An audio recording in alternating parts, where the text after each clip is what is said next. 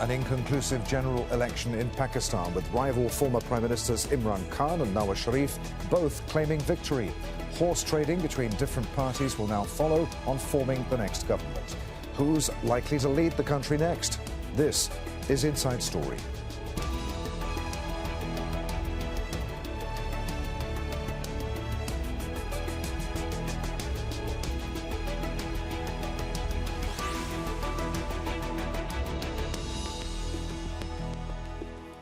Hello, welcome to the programme. I'm Adrian Finnegan. There can only be one winner, but already two former Prime Ministers say they've come out on top in Pakistan's parliamentary election. One of them, Imran Khan, is in jail, protesting his innocence after convictions for corruption and other charges.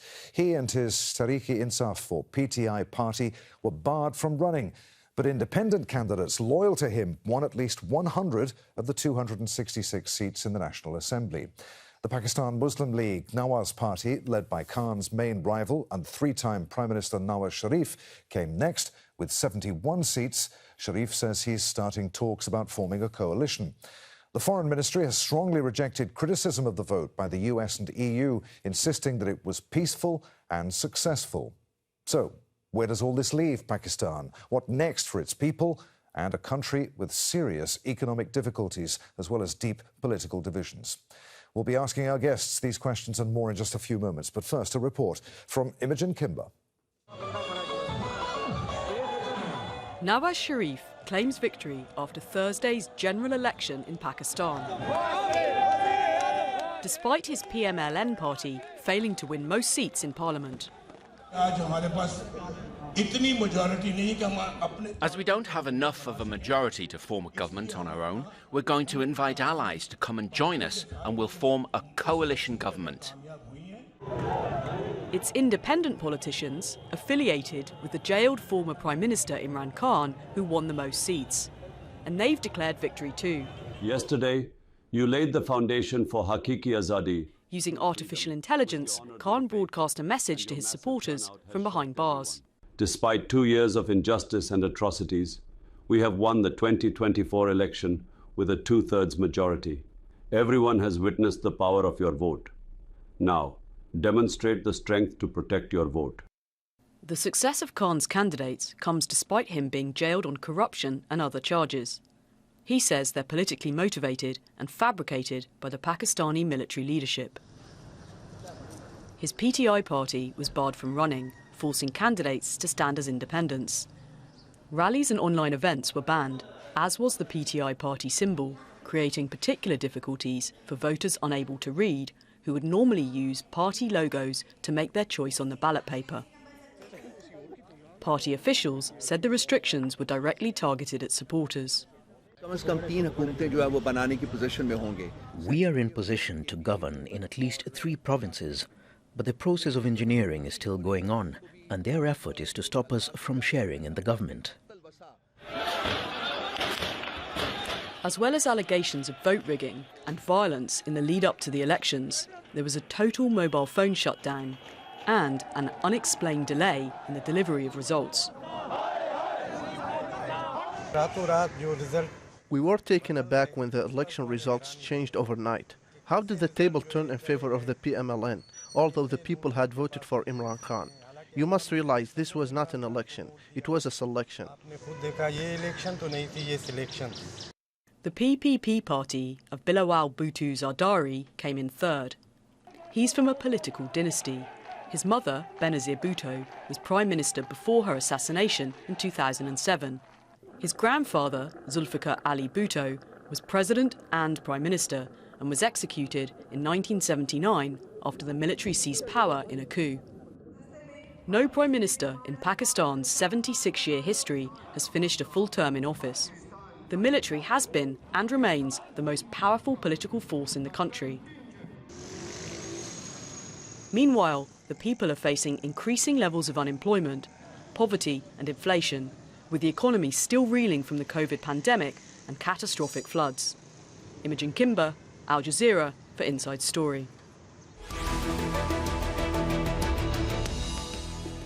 Well, we reached out to members of the Pakistan Muslim League Nawaz Party to join the programme today, but unfortunately no one was available. So let's bring in our guests.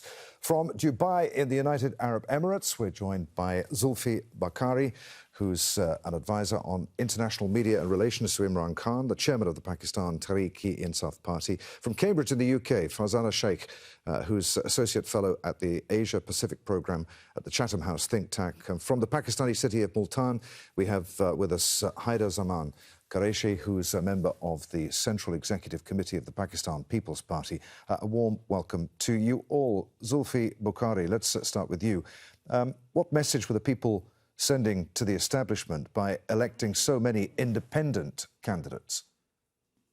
Well, we had this slogan for the past 6 months, Zulm ka badla vote se, and it means, we're going to take revenge for the cruelty via the ballot and our vote. And that's what the people of Pakistan did. The turnout of this election and the results of this election, regardless of all the rigging and regardless of all the seats that are in contention still, it's obvious to the people and to the world that Imran Khan has defeated all odds while sitting in prison. Zulfi, are you absolutely certain that all of the independent candidates elected are indeed affiliated with the PTI? Yes, absolutely. I mean, you might have maybe 4 to 6 which are independents in their own right and are not affiliated with the PTI, but you're very close to the 100 figure, if not more. And don't forget, we have 100 petitions and appeals at the moment going through as well. And if we win even 30% of them or 20% of them, that's another 20, 30 seats, which gives us majority. Farzana Sheikh, how much of a shock were the results of this election for the establishment? Has the military perhaps for the first time backed the wrong horse? Well, by all accounts, that's precisely what it looks to be. These results are astonishing. And what's so clear is the way in which millions turned out to defy what was widely reported as the military establishment's desired outcome, a clear win for its preferred candidate, Nawaz Sharif, a leader of the Pakistan Muslim League. And I think, what it confirms, of course, is what many opinion polls have pointed to, which is to say Imran Khan's popularity amongst the majority of Pakistanis. But I think it also points to the deep frustration of a population that really is desperate for change, desperate for a new government to address, in particular, the acute economic crisis that currently faces the country. All right, we'll bring in Haider Zaman Qureshi in just a moment, but Zulfi, you're nodding vigorously there. Do you want to come in? She's absolutely right.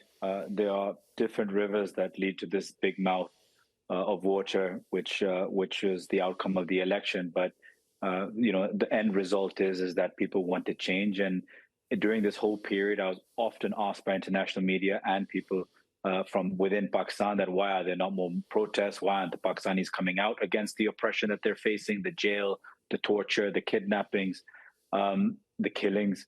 And the answer was always that we're just waiting for election day, and we know that people will have a soft revolution via the ballot. And that's exactly what has happened. Haider Zaman Qureshi, Nawaz Sharif says that his party will now try to do a deal with other parties to form a government. To what extent is your party playing kingmaker here? Which way will it go? Well, thank you, Adrian. A lot of things have been discussed in your report and by the other guests on the show. First of all, Yes, Pakistan People's Party was the first one, and certainly democracy is the best revenge. That's the slogan Pakistan People's Party gave to the nation, and I'm very happy that the people of Pakistan have voted and vented out whatever you may say, frustration or their anger and whatever was happening. But Pakistan People's Party was the first party which openly demanded the election date, which openly demanded the election schedule, which was the first one to give a manifesto, the economic charter, which was first one to ask for a level playing field for all the parties. And it was by virtue of that pressure, and then the courts were also, forced to give a sizable number of relief to PTI and other candidates. But having said that, this is not the first time any outgoing government has faced certain challenges or convictions and cases. In 2018, when Imran Khan was making it for the parliament, again, they themselves got a support from the very quarters that criticizing now. And at that time, PMLN leadership was convicted and on the receiving end. So one wrong doesn't justify the other one. But as we stand today, let me clarify one particular aspect. The number of independents which PTI and cross-section of... I'm sorry, we seem to have lost Haider for the moment. We'll try and get him back. And we're having some problems with the line. So let's pick up with Zulfi there on what Haider was saying. What do you make of what Haider was saying? I think Mr. Haider's mic revolted against what he was, rebelled as well, like most of the population of the country. Look, the reality is that despite everything is as clear as water. People have come out. PTI has 100-odd seats. It doesn't matter what power games anyone wants to say. At the moment, if PTI wants to be kingmaker, it can. If it wants to form a government, it can. But having said that, we are very diligently watching what to do next. And we feel that we will get, there's been such blatant rigging, even on Nawaz Sharif's own constituency, which he had lost to Dr. Yasmin Rashid, who was our former Minister of Health. She's in prison as well. And when the polls were casted at 70%, she was 15,000 votes ahead. And all of a sudden, polling stopped, and he won by 50,000 votes, which is unexplainable. But because he's not very good at maths, his P45 form, which is a tally of all the votes, showed that more people voted than actually the registered voters. Okay. They couldn't even tally up. Okay. And it's all right. Yeah, go on. We have Haider back. Haider, you want to come in on Adrian, that? I didn't think the mic revolted, as Zulfi said. I think what your research team should do, and most of the PTI people should candidly admit, well, the PTI backed candidates are the ones who are awarded tickets by PTI official party, and there are more than 2 to 3 dozen candidates who have been elected independent on the National Assembly and in various provincial assemblies of Pakistan who were not PTI-backed candidates. In fact, they were truly independent candidates. And now they are saying they're all of the independents, and as it is being reported. I think that's a fallacy, and that is a misstatement. All the independents are not PTI-backed candidates. There are dozens of independents who have no allegiance or relationship with PTI. They are indigenously independent even when they file their nomination papers. Right. So that's one part. The other part of the argument is, please, Adrian, let me just complete my thought process. The second part is, we were the first ones. Even PTI, before even PTI could say and demand a level playing field, it was the People's Party's chairman, Bilawal Bhutto Zardari, his democratic credentials. And we are... I'm sorry, we're really having problems with the line there to Multan. We'll come back to you again, Haider, in just a moment. Let's bring in Fazana Sheikh then. All of these independents now, what 100 seats that the PTI is claiming were basically votes for them. How can independents form a government? Because I mean, they're not a political party. So what happens next? Well, it's very interesting because, of course, in most democracies, after an election, the largest party steps forward to form the government. But of course, in the case of Pakistan, this is going to be more complicated because, as we know, the group, let's call it that, because it isn't strictly a party, the group of independents here, whether or not backed by a mainstream party or not, are clearly not going to be given the chance to have a decisive say in forming the next government. And really, what we've seen in the exchange between your two other guests is that the scene is set for frenetic horse trading. And that's precisely what I think many of us expect to see. And horse trading, of course, means that there is likely to be a prolonged period of political instability, something that Pakistan can really no longer afford, given the immense challenges. But I would really like to put to your two other guests whether or not they are going to respect the voters who not only wanted change, but who also wanted an end to the divisive rhetoric of all political parties across the political spectrum, for political parties to come together and to work together to solve some of Pakistan's immense challenges. I'd like to take an exception to that. Quickly, if I may respond, just very briefly. The word horse trading is very, very impolite to use in today's parliamentary language. I think the lady should go through the electoral laws and the Constitution of Pakistan, which mandates every elected member to join a party if they wish to do so within 72 hours, failing which their status would become independent. And nobody is, and even in Western democracies, people who get independently elected, either they choose to stay independent or they go with the ruling party or whatever the economic manifestation and the agenda is. I think the days of horse trading have gone. The Article 63A is very much in the Constitution. Once they are on the parliamentary strength of a party and they vote against in a money bill or a vote of confidence for the Prime Minister's election, it is then when they are de-seated. And we had an example in 2022 when the democratically elected government was voted out by the PDM government last year. So to say that the independence candidates, if they choose to go to another party, which the law mandates them to do within 72 hours, if they choose to do so, they would be doing that for some gratification or other gains and become a symbol of horse trading. I think that's incorrect. Okay. We'll let Farzana pick that up in just a moment. But Haider, way back at the first question I asked you, you actually swerved around it. You didn't answer. Is your party, the PPP, going to go into coalition with the PMLN? Well, our first choice, and Chairman Bilawal, during the course of interviews in the run-up to the election, categorically said that once bitten, twice shy, Pakistan People's Party would first decision and choice would be to make a government with the help of independents and other like-minded parties, excluding PMLN, because we've had a very, very bitter experience in the last outgoing government. And we feel that our economic agenda, the way we want to handle the economic affairs is absolutely different to how PMLL wants to address the problems. And we feel that if PTI shows some democratic maturity and skill, we can have overlapping area where we can cooperate and make and form a new government and have a minimum charter of demands. Because you see, Pakistan People's Party with about 65-70 seats, we hold the swing. PTI without any coalition partner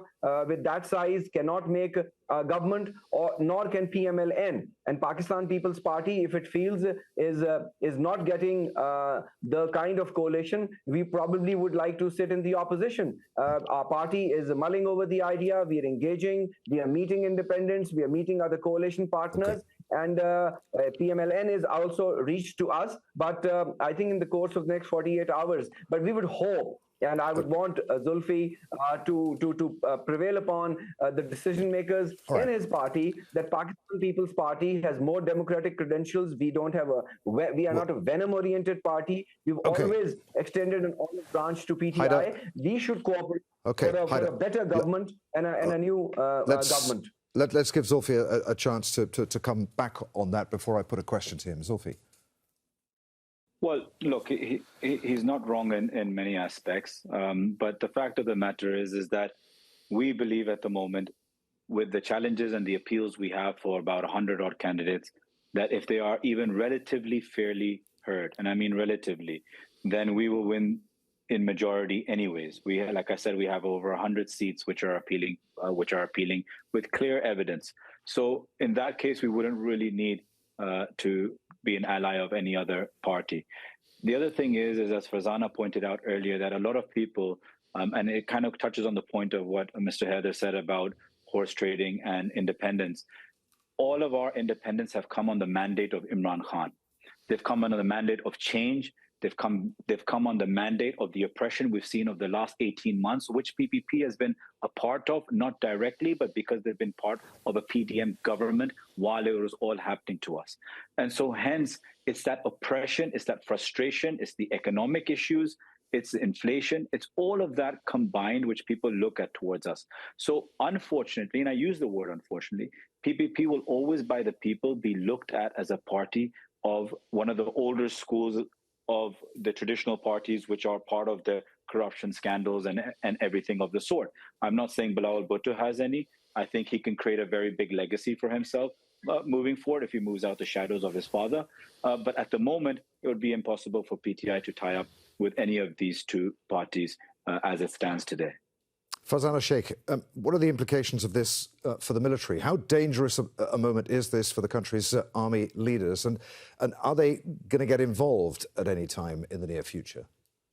Well, I think, anyone who believes that the army is going to step back from interference in the political process is going to be disappointed. I don't think the military is quite ready yet to go back to the barracks. So I think that's clear enough. But I think what is so revealing about these elections is the massive intelligence failure. I mean, clearly the military thought it could engineer the outcome of these elections. And I wouldn't be surprised, actually, if some months down the line, we don't hear of some kind of purge, some people being made accountable inside the military for not having anticipated such a massive set in the military's calculation. Farzana, Nawaz Sharif buried his long-running feud with the military in order to return from exile to run in this election. Is the military now going to look again at Imran Khan, do you think? I mean, could we see Imran Khan, do you think, being freed from jail anytime in the near future? Well, many of the cases against Mr. Khan, as we know, have been widely reported as cases that were politically motivated. Many of them, are known to be full of holes. And these will go to higher courts, which will no doubt want to put many of these cases under scrutiny. I wouldn't want to rule that out. In other words, I wouldn't want to rule out a release at some point of Mr. Khan from prison. But I think one of the things that we need to address is, unfortunately, the history of personal bitterness between Mr. Khan and the army chief, General Asim Munir. These are two figures whose dislike for one another, I think, is now pretty well established. And I think it's going to be very difficult, unless there is real political will on the part of the political parties, to set aside General Asim Munir's grievances with Mr. Khan, to put their heads together and to deal with the problems that face the country. OK, we've got just a few minutes left. I just want to get a quick reaction from Zulfi there before I come to you, Haider. Very quickly, Zulfi. Yeah, Farzana is spot on in what she's saying. And I agree with Farzana and Mr. Heather about the fact that right now, whatever we've done in the last 2 years of being on the streets and having this agitation, well, you can say politics, not even, well, absolute oppression towards us in hiding, exile, torture, prison, all of that. But we're going to take our politics to the parliament. If we can form a majority government ourselves, we will do that. Otherwise, we will form the strongest opposition the country has ever seen, and we will sit in parliament and oppose politically, as political parties do with one another. And what may be will come through parliament. Okay, and Haida, regardless of which way the PPP goes, the country is set for a hung parliament. What are the implications of that for economic recovery and stability? Will people accept a government led by Nawaz Sharif? Well, as of now, it seems a bit difficult. They would probably accept us as the lesser evil, you see, because economic stability is tied up with political stability and political harmony. And going back to the point what Fazana said, I think one perspective she said, the other perspective is that seeing the anger and seeing the sentiment of the people of Pakistan, it is quite possible that this election was not maneuvered by the way the establishment is being blamed, or at least she's perceiving it that way. And a litmus test of that is that PTI-backed candidates are showing sizable number of results, and they have a claim, and legitimately so, maybe as a right of first refusal to make the government have an attempt at that. But Pakistan People's Party feels, and that's what we have campaigned, and our chairman Bilawal Bhutto has said time and again that PTI should join hands with Pakistan People's Party. They can have a try. If they can muster up the majority, we would accept that. We accepted him as the Prime Minister select even in the last parliament.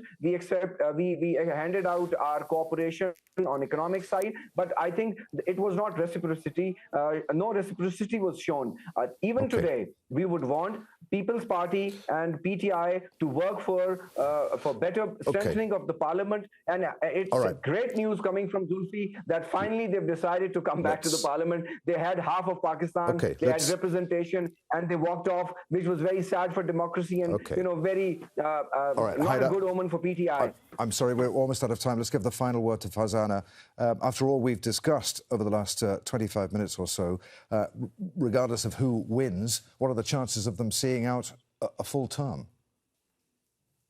Well, that remains to be seen. I mean, Pakistan has a very dismal history on that front. But I really am very heartened to hear your other guests representing two different political parties that they intend to return to Parliament the central role that it should enjoy under the Constitution of Pakistan, something that neither party, unfortunately, has respected in the past.